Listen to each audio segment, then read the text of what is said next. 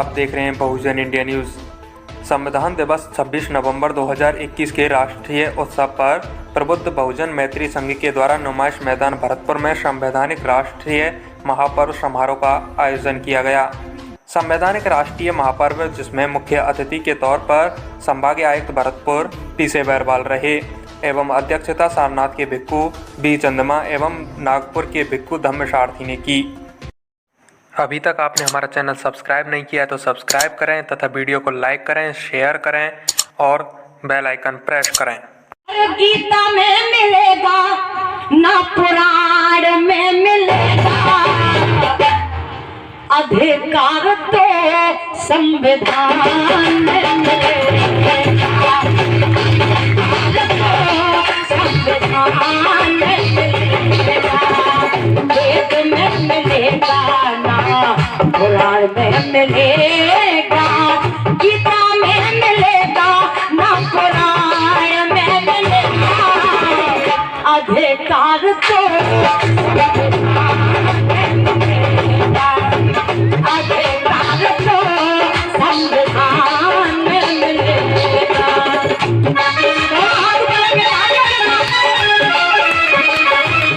विशेष अतिथियों में महेंद्र कुमार जाजौरिया पूर्व लोकसभा प्रत्याशी भरतपुर, वरिष्ठ समाज सेवी प्रेम सिंह आर्य, कुमारी निशा बौद्ध बहुजन गायिका रहीं।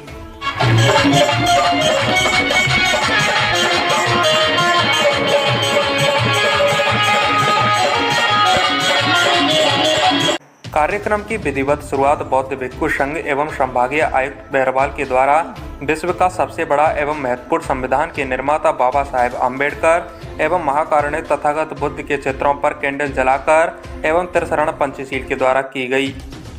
संभागीय आयुक्त पीसी बैरवाल ने समारोह में पधारे सभी उपासक उपासिकाओं को संबोधित करते हुए बाबा साहेब अम्बेडकर एवं उनके संघर्ष में जीवन पर प्रकाश डाला और भारतीय संविधान के प्रति सच्ची निष्ठा व श्रद्धा के साथ सभी को शपथ दिलाई। पूज्य भिक्खु बी चंद्रमा एवं धम्मसारथी के द्वारा बाबा साहेब अम्बेडकर के द्वारा 14 अक्टूबर 1956 को नागपुर भूमि पर बौद्ध धर्म ग्रहण करने को लेकर चर्चा की। आज हम संविधान दिवस मना रहे हैं।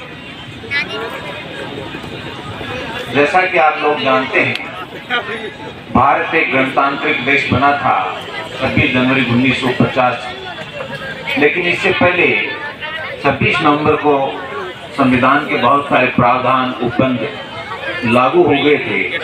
इसलिए 26 नवंबर 1949 के दिन से ही 26 नवंबर को संविधान दिवस मनाने का प्रचलन है और 2015 के बाद तो इस संबंध में भारत सरकार ने भी एक निर्देश जारी कर दिया कि अब भविष्य में संविधान दिवस को मनाया जाएगा और वो 26 नवंबर को मनाया जाता है। इधर आ जाए।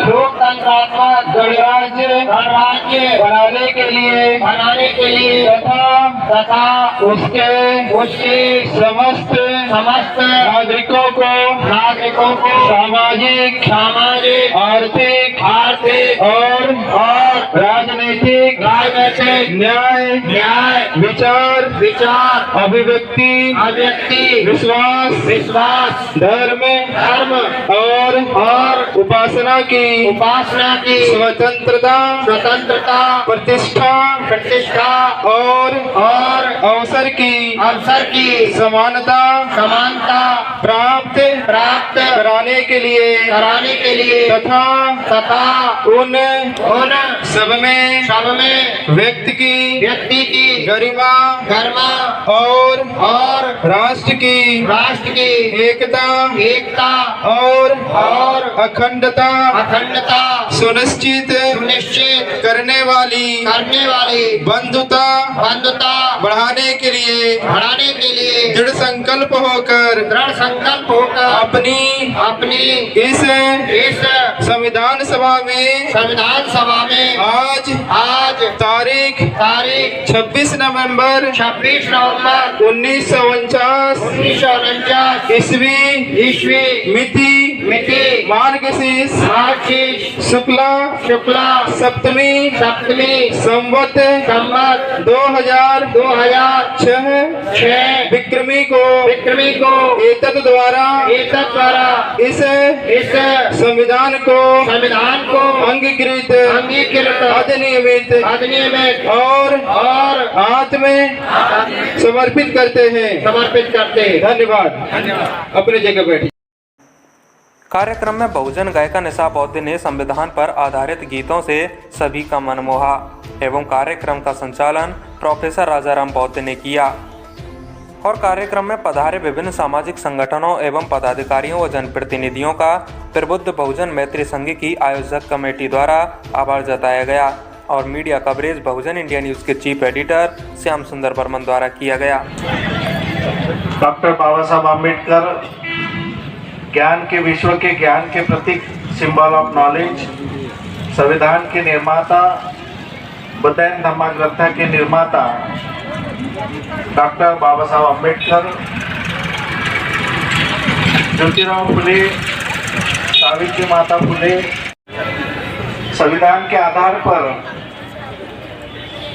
हमारे समस्या का पूरी तरह से समाधान हमारे लिए। ये विश्व का ऐसा ग्रंथ है,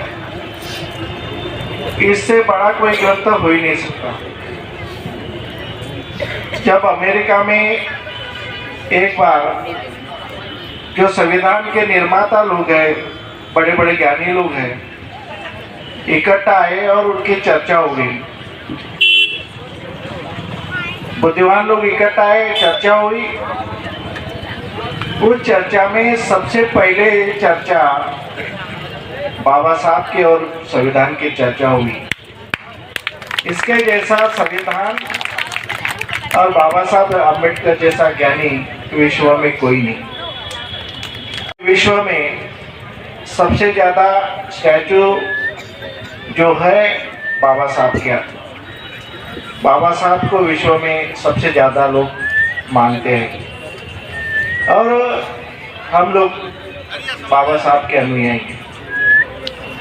बाबा साहब आम्बेडकर ने 1936 को 35 को उन्होंने घोषणा की थी कि मेरा जन्म हिंदू धर्म में हुआ, वो मेरे बस की बात नहीं थी, लेकिन मैं हिंदू धर्म में मरूंगा नहीं। उसके बाद उन्होंने मुंबई में एक परिषद ली, बहुत बड़ी सभा ली। उस सभा में उन्होंने बताया कि जब तक हमारी गुलामगिरी नष्ट नहीं होती तब तक हमारे ऊपर अन्याय अत्याचार होते रहेंगे। तो पहले हमारी जो गुलामगिरी है उसको दूर करने का प्रयास हम लोगों ने करना चाहिए।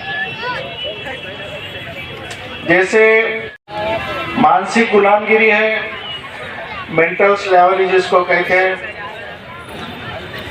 हम अभी भी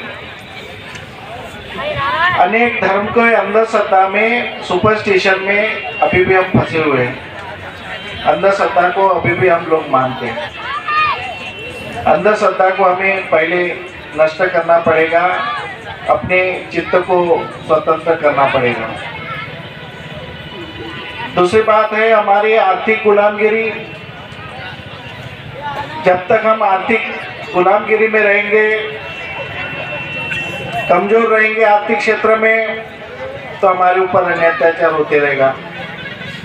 इसलिए आर्थिक क्षेत्र में भी हमें आगे बढ़ना है।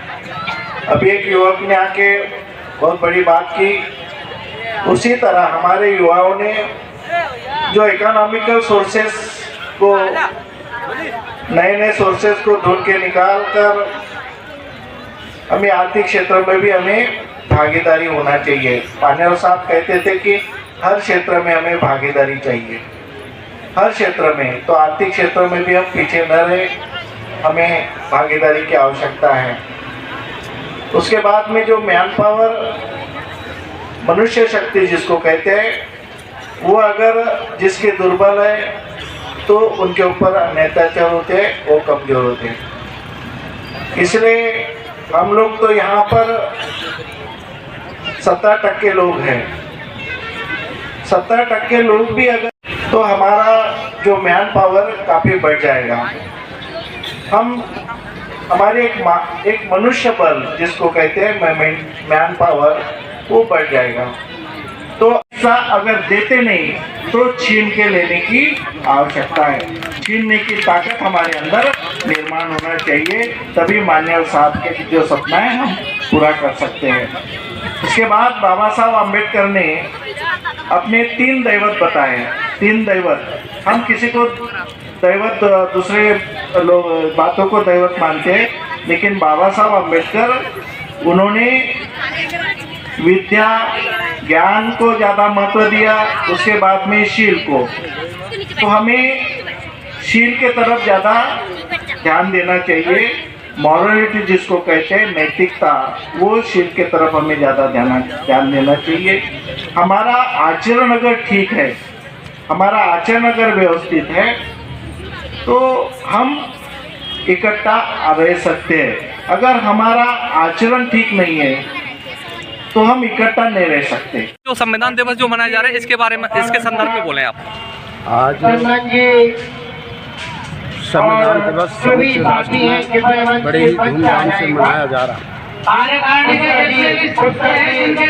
आज के दिन बाबा साहब भीमराव अम्बेडकर ने 26 नवंबर 1949 को संविधान निर्माण करके राष्ट्रपति को सौंपा और देश को सौंपा। आज के दिन ही हमारे इस भारतीय संविधान को अंगीकार किया गया था, स्वीकृत किया गया था। इसलिए इसे स्वीकृत दिवस भी कहते हैं, संविधान दिवस भी कहते हैं।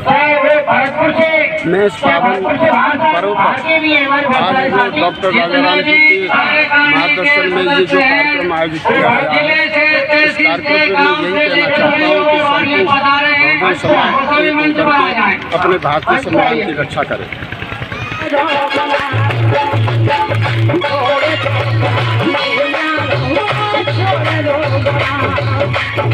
हमने कहा है पढ़ना सीखो, जातिवाद से लड़ना सीखो, अरे क्यों करते हो सलामी, उठा लीजिए दोनों हाथ, छोड़ दो गुलामी यारो।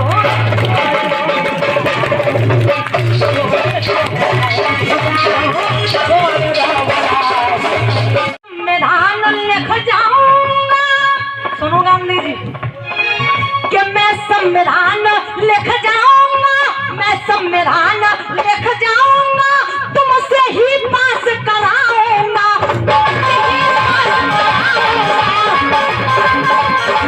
वंदे सुगतं गति विमुक्तमं,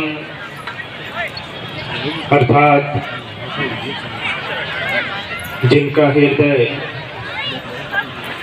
करुणा से शीतल है,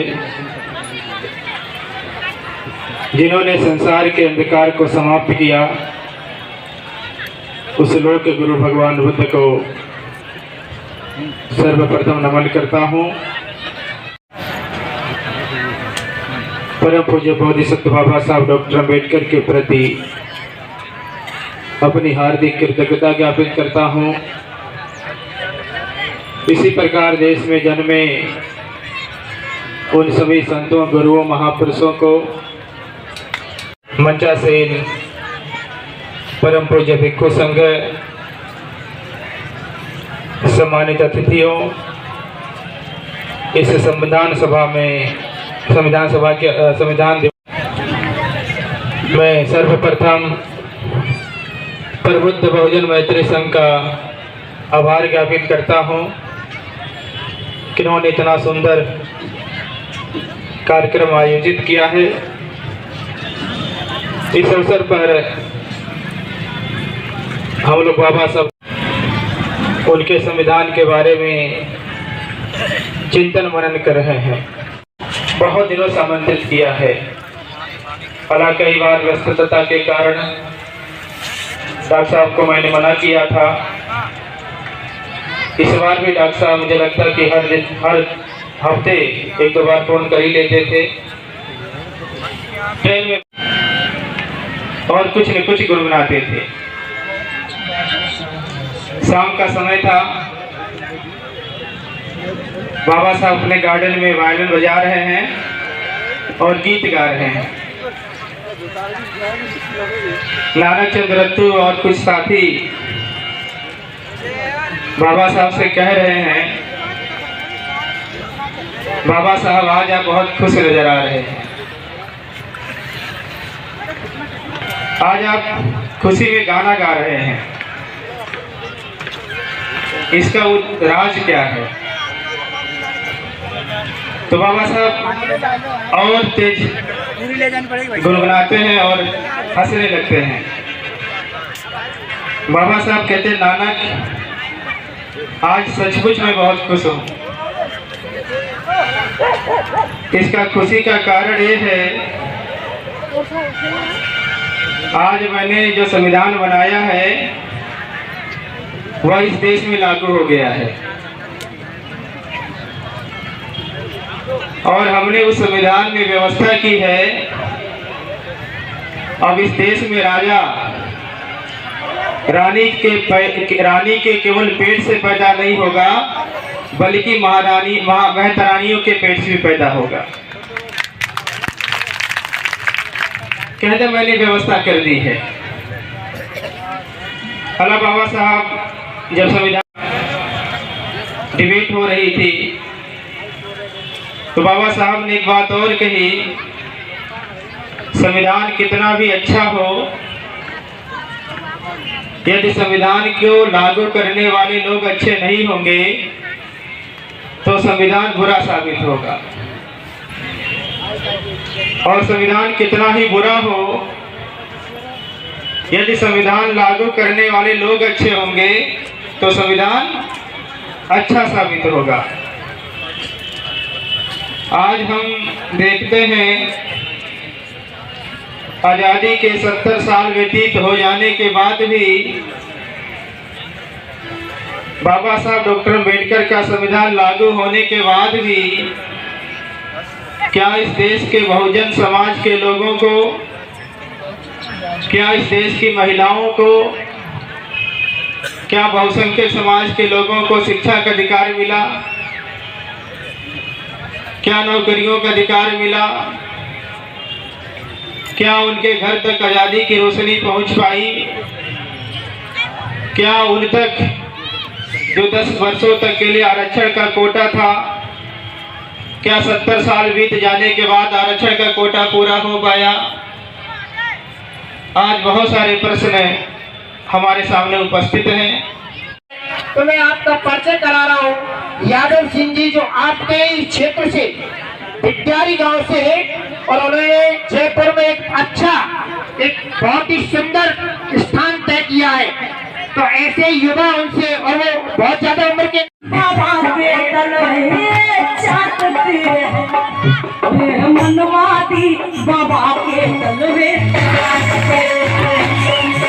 तैयार होकर के, और इतना अच्छा स्थान उन्होंने पाया है। रीट की परीक्षा में दूसरे नंबर पे आया है पूरे राजस्थान में, और जिले में टॉप किया है।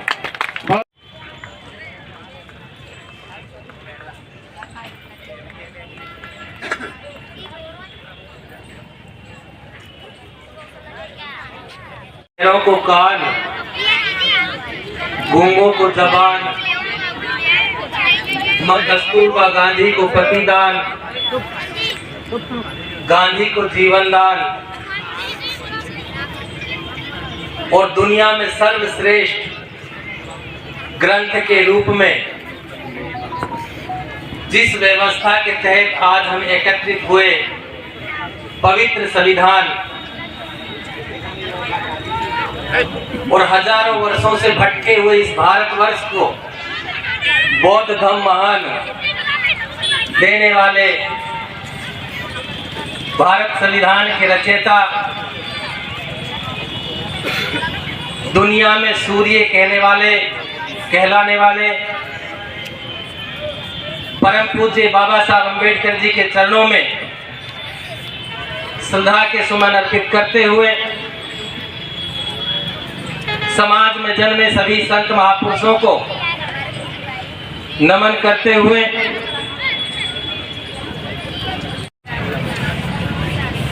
महापुरुषों के बारे में आप सब जानते ही हैं, लेकिन खास तौर से कि जिन्होंने जागृत करने का कार्य किया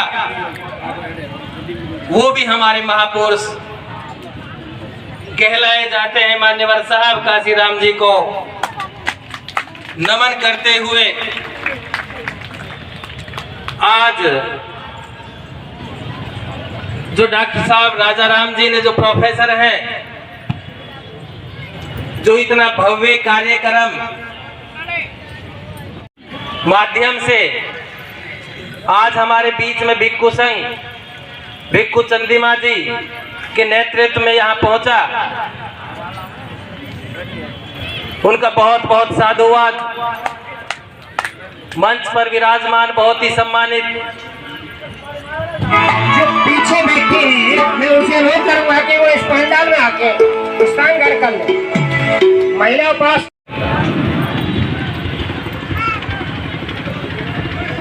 धम्मं नमामि संघं लेकर के और हमारे समाज के बहुत ही गणमान्य जनों को तैयार करना है कि वो किस प्रकार से अपनी बात कह करके समाज को अपनी मुख्य धारा में या अपने महान गौरवशाली सभ्यता में और उसके पीछे पीछे चलने के लिए दिशा निर्देश करें।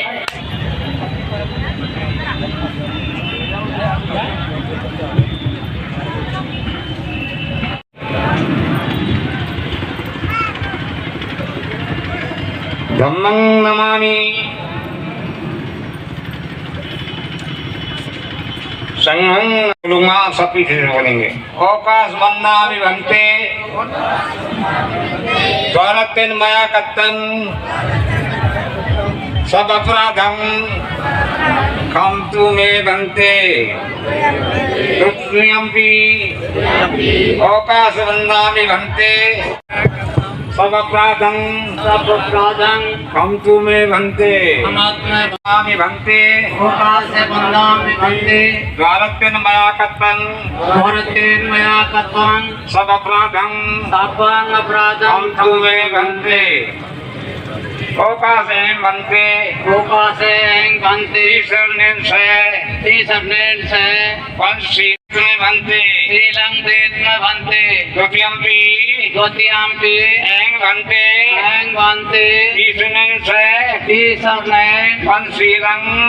पंचशीलं धम्मं याचामि अनुग्रह भन्ते तृतीयम्पि एंग भन्ते ईश्वरनेन से गच्छामि बुद्धं शरणं गच्छामि धम्मं शरणं गच्छामि